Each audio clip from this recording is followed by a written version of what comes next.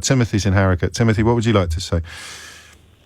Hello, James. Morning. I was very touched indeed when I heard Aida speaking about her arrival in this country, because I was the minister responsible for the Bosnian resettlement scheme on behalf of the UK government. Gosh. And, I mean, that really touched me, because it's very difficult to know, when we did that scheme, and that was a United Nations settlement scheme, right, in which I think this country could be very proud of it.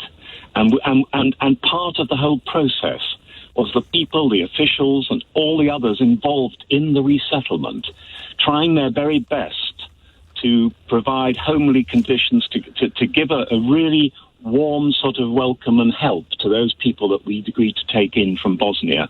And we had some sort of, you had statistical evidence, but it's the first time today that I've actually heard someone say that this is something that was so important in their future lives. Oh, wow. So as I was the minister who was responsible, and admittedly, and James, I know what you're saying this morning, I was a Conservative minister, please. Yes.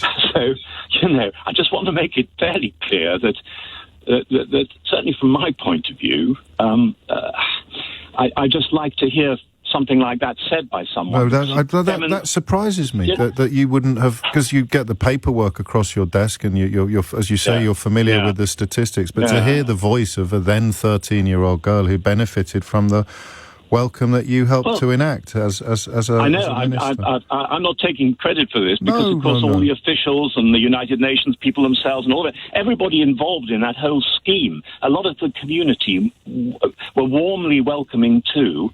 And I mean, I was just, if you like, the pen pusher. I was just the minister at the back of it all who had the responsibility. But I just say this is very, very touching. And when you're talking in the context that you are this morning about what I think is an unfortunate situation and something which I don't like the sound of, I just want to put it on the record with you. And I have spoken to you previously, Yes. And I don't want to come across as some sort of dripping lefty type of. There's nothing wrong. I'm a Conservative. There's nothing wrong with dripping lefties, Lord Kirkhope, as I have calculated you are also known as.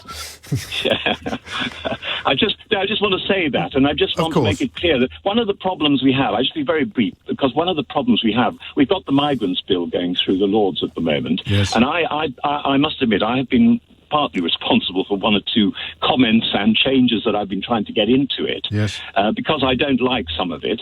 But the issue is that what the government has said it would do, and I really want the evidence now, is that it's going to have to set up more legal and safe routes for people to apply to come here, so that we don't get a situation where everybody who comes here is regarded as illegal. Of course. Whatever their motives may be, whatever their situation, we want to provide proper legal routes for them to be able to apply to come here, apply for asylum when they have real pressures in their lives that entitle them. Like you did in 1996. Well, we had it until 2011. We could apply through our embassies and consulates all around the world, and I want them to go back to that.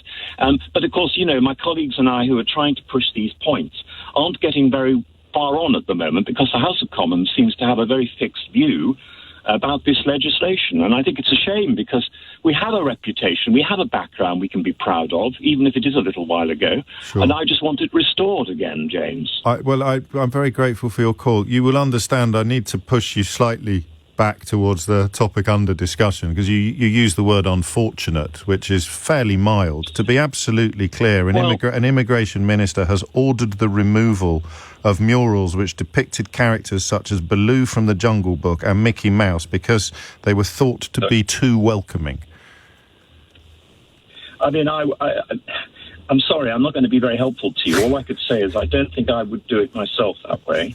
And I don't really... It seems to be rather contrary to what I believe is probably the sort of historic friendliness and openness of our society and our country. Yes, and I will remind listeners, in case they weren't paying attention, that you were a Conservative minister, a Conservative politician, when you were contributing to the processes under discussion, and indeed to the kind of country that we were until, by your own account, until 2011. Timothy, now Lord Kirkhope, thank you. 11:16 is the time.